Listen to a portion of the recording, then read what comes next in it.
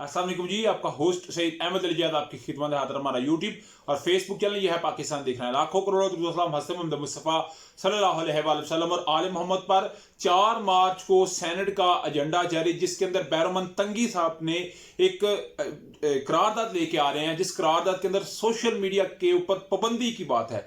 Instagram, WhatsApp, Facebook, social media app के अंदर YouTube, Twitter, Facebook, Instagram और TikTok, इनके ऊपर 5, व्हाट्सएप नहीं है, इन 5 के ऊपर पाबंदी लगाने की इस्तलाह की जाएगी। डेफिनेटली वो मैं आपको बताऊंगा, उसका को हमने कुछ पोस्टमार्टम करना, मगर उससे बढ़ के आज तहरीक इंसाफ ने पूरे मुल्क के अंदर जो है वो अपना एहतजाज रिकॉर्ड करवाया। इस वक्त भी पिंडी, इस्लामाबाद, लिया, गुजरात, पखर, गुजरांवाला, लाहौर, इस्लामाबाद, कराची, पूरे मुल्क के अंदर जो है इस वक्त पाकिस्तान तहरीक इंसाफ की कहीं पे छोटी और कहीं पे बहुत बड़े जो है वो एहतजाज है। और ये तहरीक इंसाफ का 10 अप्रैल 2022 के बाद पहला एक ऐसा एहतजाज है जिसमें उनके कैंडिडेट्स जीते हैं, जिसके अंदर उनके कैंडिडेट एमएनएस भी इसमें शामिल हैं। मेजॉरिटी के एमएनएस शामिल है, मगर जहां पे कम एमएनएस आए हैं या जहां पे बिल्कुल एमपीएस सामने नहीं, वो भी मैंने आपके साथ डिस्कस करना है। मगर ये तहरीक इंसाफ समझते हैं कि, और आप जिधर भी उनके एमएनएस देख लें, कोई ऐसा एमएलए नहीं है जो 60,000 की लीड से काम ना जीता हो। 50 से 60,000 की लीड दी है। अहमद डोगर साहब का कल मैं पढ़ा था कि 98,000 से, यानी कि 98,000 से शिकस्त दिया है तहरीक इस्तेहकाम पाकिस्तान के जो चेयरमैन बने थे जहांगीर खान तरीन साहब।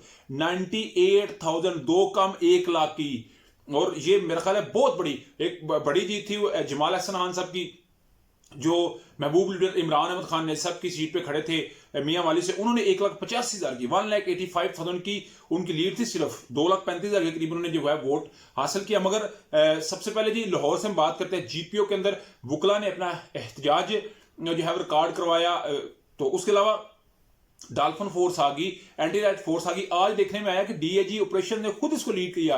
बुलावा को जो है हम किसी सूरत बोलने नहीं देंगे, हमें किसी सूरत अवाम को डिस्टर्ब नहीं होने देने, मगर एंटी राइट फोर्स और डाल्फिन पुलिस ने आज उनको जो है वो धक्के दे के पीछे धकेल के हाई कोर्ट का दरवाजा बंद कर लिया। वो इस वक्त भी एहतजाज कर रहे हैं। मियाँ आबाद फरूक साहब जिन्होंने NA 119 से मरियम नवाज साहबा को बिल्कुल शिकस्त दे दी हुई थी, मगर इस वक्त मरियम नवाज साहबा जीत तो गई हुई है, मगर कहा जा रहा है कि आबाद फरूक साहब जो है वो जीते हुए थे। बेसिकली ये सनम जवेद साहबा की सीट थी, तो जिसको आबाद फरूक साहब क्योंकि पहले इस पे आगे हुए थे। उधर अली जाज भुट्टर साहब की गाड़ी को तोड़ दिया गया। उनकी गिरफ्तारी की बात की जाए, जिन्होंने अब्दुल लीम खान साहब को बड़ा टफ टाइम दिया। वो भी कहते हैं मैं जीता हुआ था, मगर मेरे जो है मैंडेट पे डाका डाला गया। मगर आज देखने में कुछ ऐसी चीजें आई हैं कि लाहौर के कुछ जो है वो नुमाइंदगान जिनकी जरूरत थी आज वो नहीं थे। आज मेरा ख्याल है पाकिस्तान तहरीक इंसाफ के तमाम लोगों को बाहर जो है वो एमएनएस स्पेशली और एमपीएस का आना लाजमी था, क्योंकि तहरीक इंसाफ के लिए ये 2 सालों के बाद ये मौका आया कि जिसके बाद उन्हें इतना खुल के खेलने का मौका दिया जा रहा है। मगर पुरअमन एहतजाज में फिर भी उनकी गिरफ्तारियां हो रही है। तो यहाँ पे आपने ये बात याद रखनी है कि ये सैयद मोहसिन नकवी साहब नहीं कर रहे। ये इस वक्त एक जमहूरियत पसंद हुकूमत है जो कहती है हम बहुत जमहूरी हैं। मरियम नवाज साहबा की हुक्म के ऊपर ये गिरफ्तारियां हो रही हैं। इस वक्त पिंडी इस्लामाबाद के अंदर शेर अफजल मरवा साहब का एक बड़ा कॉन्वे है। उसके अलावा वजीराबाद, गुजरात, गुजरांवाला, जेलम, गोजर खान, चकवाल, पिंडी, इस्लामाबाद, लाहौर और मुख्तलिफ फैसलाबाद के अंदर, ओवरटेक सिंह के अंदर, उसके अलावा जितने जैसे इतलात आ रही हैं वो आपके साथ हम जो है वो डिस्कस कर रहे हैं। मगर याद रखिएगा ये एक पुरअमन एहतजाज था।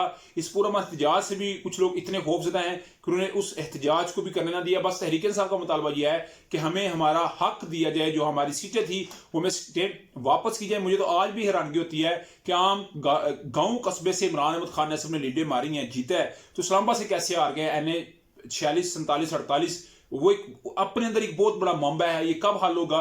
ये उससे भी बड़ा मामला होगा। डेफिनेटली ये मैंने आपके साथ डिस्कस करना है। उधर जी आज जो है वो बलोचिस्तान असम्बली में सरफराज भुट्टी साहब जो है वो वज़ीर आला बन गया है। और ये याद रखिएगा निगरान वज़ीर दाखिला थे पाकिस्तान के कुछ माह पहले, अचानक उन्होंने निगरान वज़ारत दाखिला से इस्तीफा दिया। कुछ लोगों ने कहा जी वो नून लीग में जा रहे हैं, मगर वो पीपल्स पार्टी में गए और फिर जो उनका था PB8 से वो जीते और उसके बाद वो आज वज़ीर आला बन गया। 33 उनके वोट थे, मगर उन्होंने 41 वोट हासिल किए।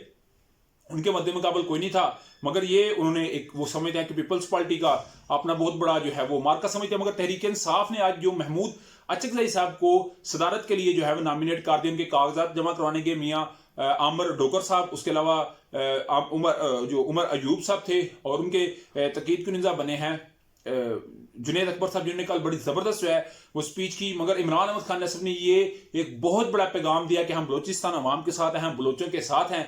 तो मेरा ख्याल है नवाज शरीफ साहब को, असफ अली जरदारी साहब को कदम बढ़ाना पड़ेगा, जहां पे वो पीपल्स पार्टी की जो है वो बलूचिस्तान की सालमियत की, अमन इस्तेहकाम की बात करते हैं, उसकी तरक्की की बात करते हैं। तो फिर महमूद अचकजई आ रहे हैं, वज़ीर सदर आ रहे हैं पाकिस्तान के बलूचिस्तान, तो फिर उन्हें वोट दें।